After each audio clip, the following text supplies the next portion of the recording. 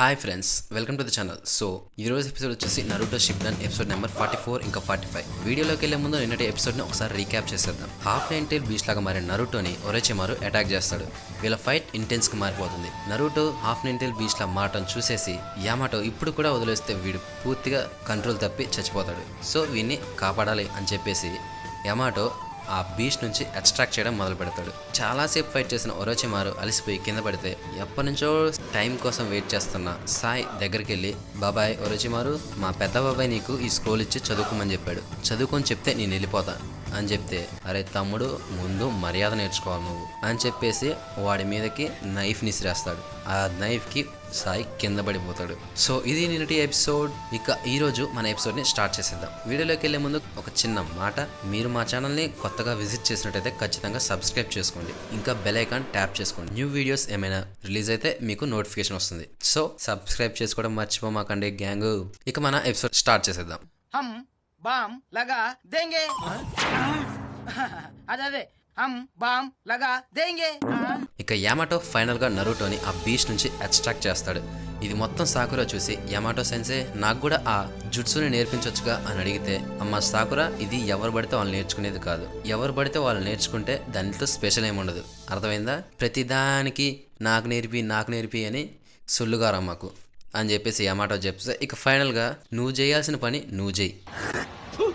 కచరా నా కొడక, లోఫర్ నా కొడక, లుచ్చా నా కొడక, సిగ్గులేదురా నీకు అని చెప్తే ఇక సాకురా నరుటోని హీల్ చేస్తుంది. ఇక నరుటో స్కిన్ మొత్తం వూండ్స్ తో నిండిపోతుంది. ఇక చాలాసేపు సాకురా కష్టపడి ఫైనల్ గా నరుటోని అయితే హీల్ చేస్తుంది. ఇక ఇక్కడ సాయ్ ఇంకా ఒరోచిమారు వాళ్ళ కన్వర్జేషన్ చాలాసేపు జరిగిన తర్వాత ఆ స్క్రోల్ని ఒరోచిమారుకి ఇస్తే, అమ్మ సాయ్, నువ్వు ఎక్కడికి వెళ్ళేది లేదు, నీ పేరు సాయ్ అంట, నిన్ను తీసబోమని ఇందులో ఉంది, సో నువ్వు వస్తే తీసబోతా.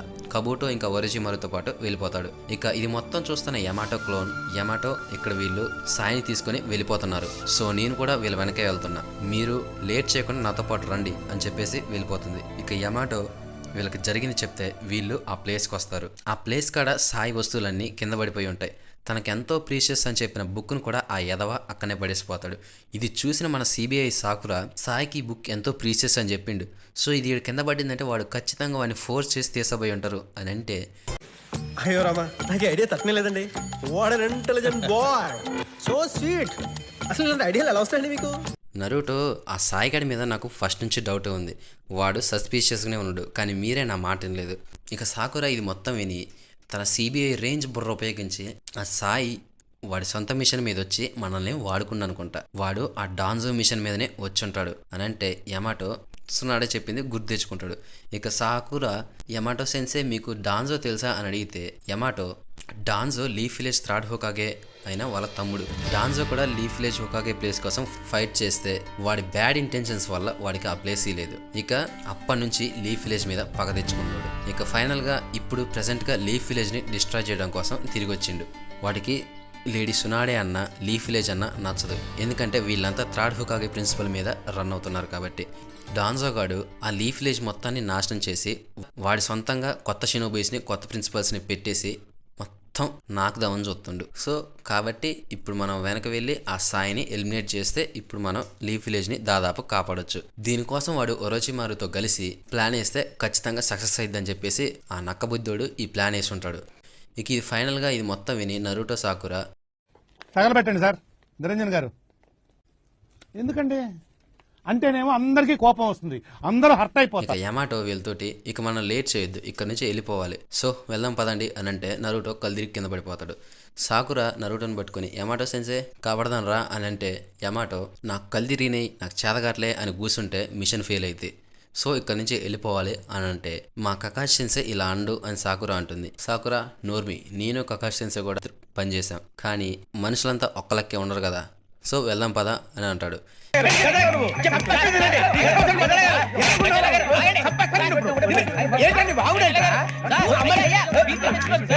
ఇక ఫైనల్ గా నరుటో లేచి, నాకు మంచిగా ఉంది, వెళ్దాం పదండి అని చెప్పేసి ట్రావెలింగ్ మొదలు పెడతారు. ఇక ఇక్కడ యమాటో క్లోన్ వాళ్ళని ఫాలో చేస్తూనే ఉంటుంది. ఇక ఒరోచిమారు ఇంకా కబూటో వాడి కుక్క బుద్ధి ఉపయోగించి మన వెనక ఎవడు వస్తున్నాడు అని అంటే, ఒరోచిమారు వాడి నక్క బుద్ధితోటి నాకు ముందే తెలుసు నువ్వేం బీక్తున్నావు అని అడిగితే సో కాబుటో ట్రాప్ సెట్ చేయడం మొదలు పెడతాడు. ఇక ఇక్కడ మన మాలమహోడు క్లోన్ వాళ్ళని ఫాలో చేస్తూనే ఉంటాడు. ఇంకా యమాటో, నరుటో, సాకురా వెళ్తా ఉంటే సాకురా మళ్ళీ కళ్ళిరి కింద పడిపోద్ది. సో మనం ఒక అర్ధగంట రెస్ట్ తీసుకుందాం అబ్బాయిలు. ఇలా ఒకరి తర్వాత ఒకళ్ళు కళ్ళిరి కింద పడుతూనే ఉంటారు. మనం రెస్ట్ తీసుకుంటే కొంచెం కవర్ అవుతాం అని చెప్పేసి కూర్చోబెడతాడు. దానికి కారణం సాకురా మెడికల్ నింజా కాబట్టి ఒకవేళ తనకే ఏమన్నా అయితే ఈ మిషన్ సక్సెస్ అవ్వటం చాలా కష్టం. సో మనం రెస్ట్ తీసుకుందాం అని చెప్పేసి వీళ్ళు ఇక్కడ కూర్చుంటారు. ఇక నరుటో ఇంతకుముందు సాయి ఉన్నాడు, కానీ ఇప్పుడు సాయి లేడు కాబట్టి మనం మన మూవ్స్ని ఒకరికొకరు తెలుసుకోవాలి. సో మన ఇద్దరం ప్రాక్టీస్ చేద్దాం, ప్రాక్టీస్ చేసి మనం ఒక మంచి టీం అవుదాం అని చెప్పేసి వీళ్ళు ప్రాక్టీస్ చేయడానికి వెళ్తారు.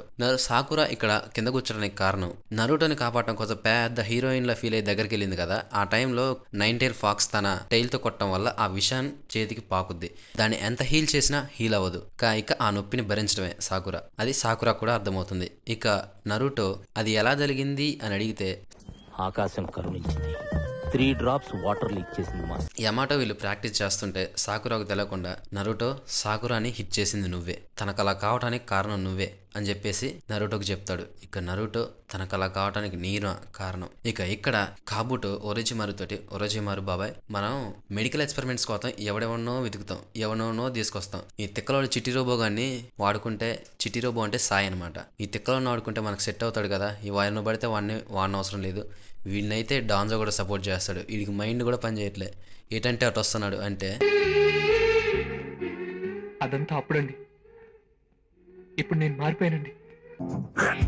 నీకు ఎట్ నచ్చితే అటు చేయరా అబ్బాయి, నన్ను ఇసుకి మాకు. సో ఇది ఈరోజు ఎపిసోడ్. వీడియో నచ్చితే లైక్ చేయండి, షేర్ చేయండి, సబ్స్క్రైబ్ చేయండి. నెక్స్ట్ వీడియోలో మళ్ళీ కలుద్దాం. Until then bye bye.